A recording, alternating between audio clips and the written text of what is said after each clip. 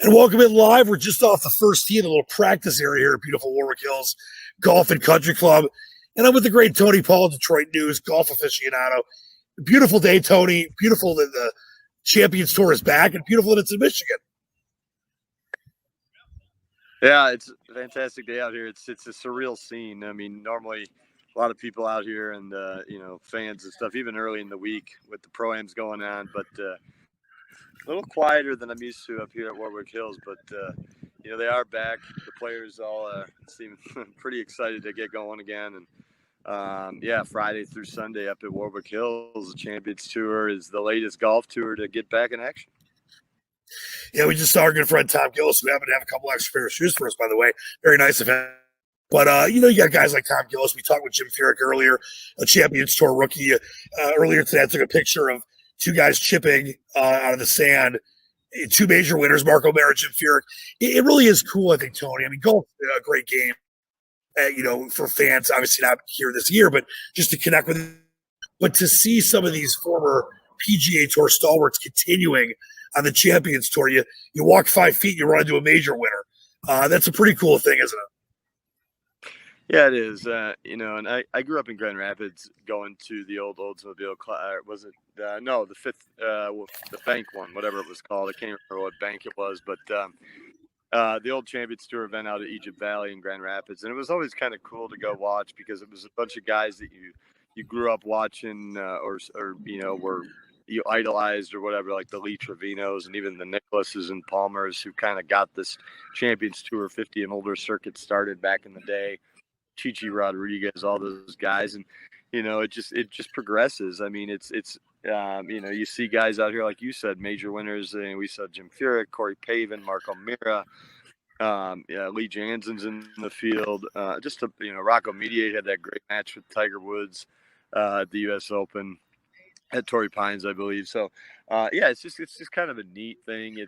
It's good entertainment value just to kind of see guys that you kind of grew up watching. And the cool thing about the Champions Tour is it just evolves. It constantly evolves with guys shifting over once their PGA Tour careers kind of wind down. I mean, I don't think we're going to see Phil Mickelson out here anytime soon or Tiger Woods, but eventually they will play these senior majors, and so it's just kind of neat to kind of see how this tour evolves and just kind of relive the the glory days of golf. That guy won that major, or that guy did this.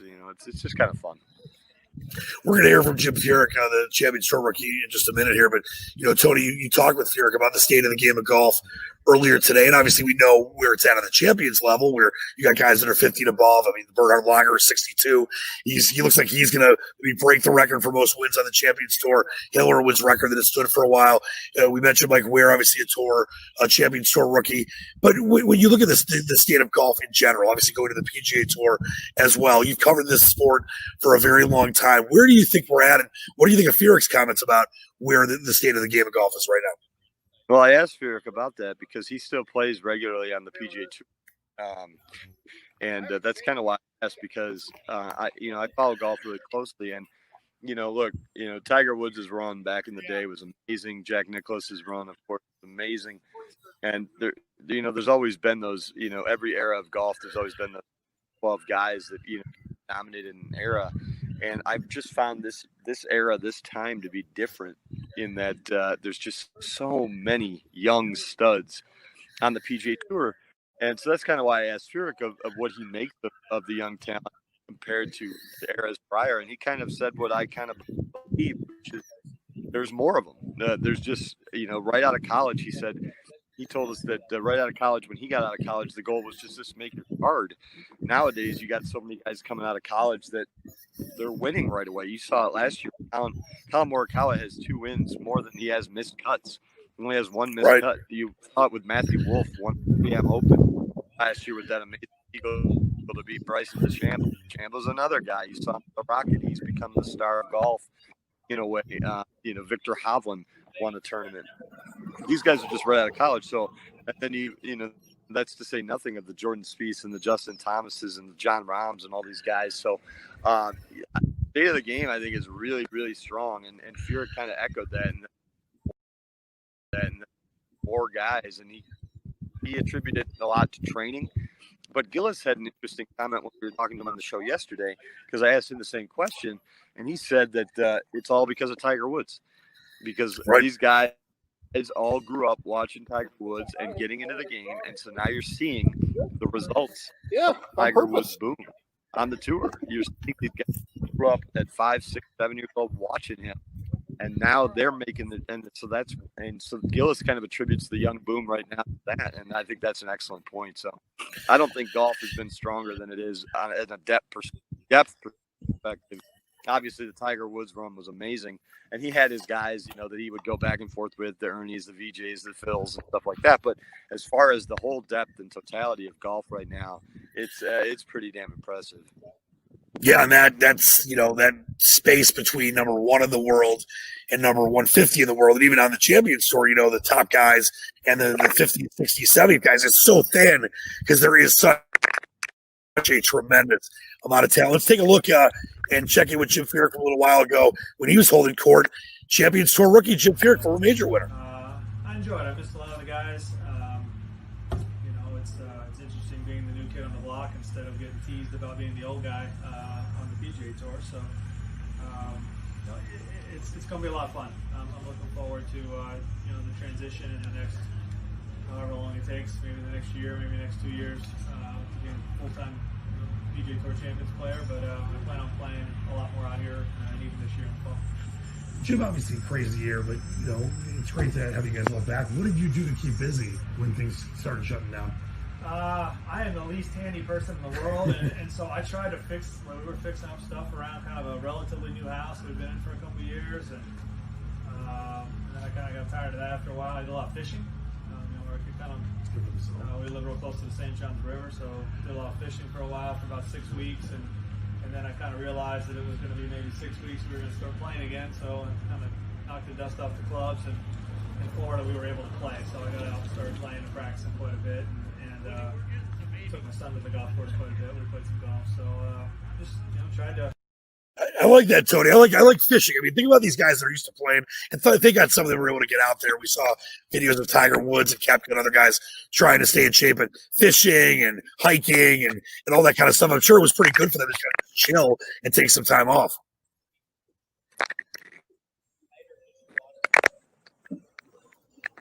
Did I lose you there, TP?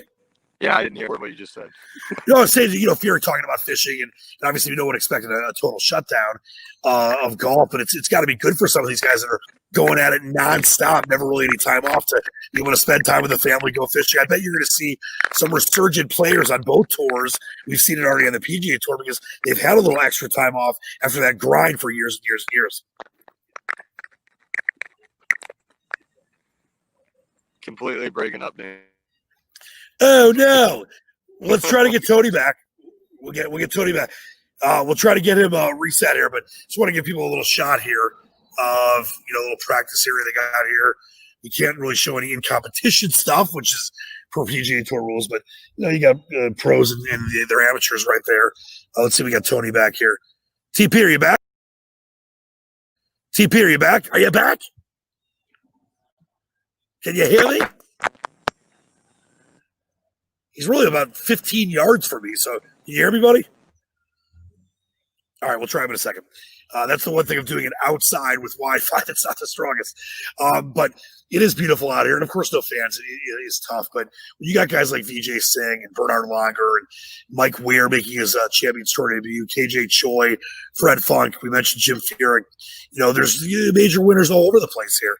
And it's a ton of fun to be part of this. So, I think is Tony, can you hear me now? Can you hear me?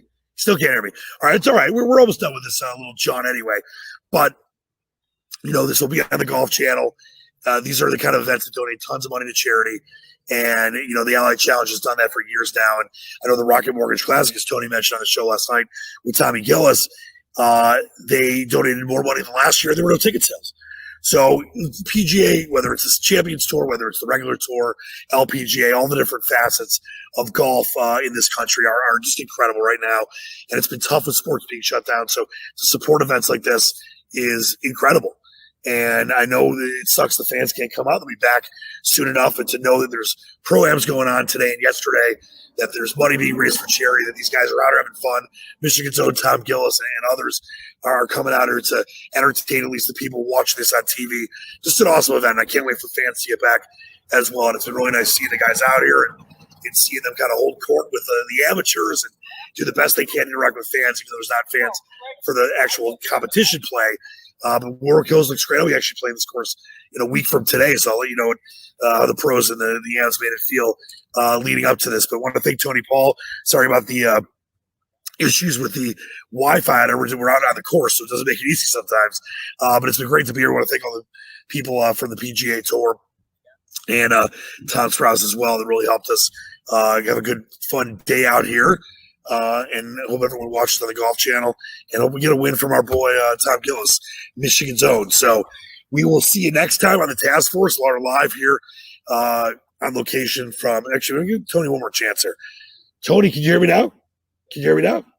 Toad Squatch, can you hear me? Are you in? Still no? Rats. Almost. But let's get a win from Michigan's own Tom Gillis. And let's get fans back as soon as we can because they make this so much more special. And I know the pros miss seeing the fans. All right, that's going to do it for us here from Warwick Hills, LA Challenge. Believe in the dream. See you next time on the Task Force. Until then, wash your hands, spread love, not hate, and stay safe. Peace.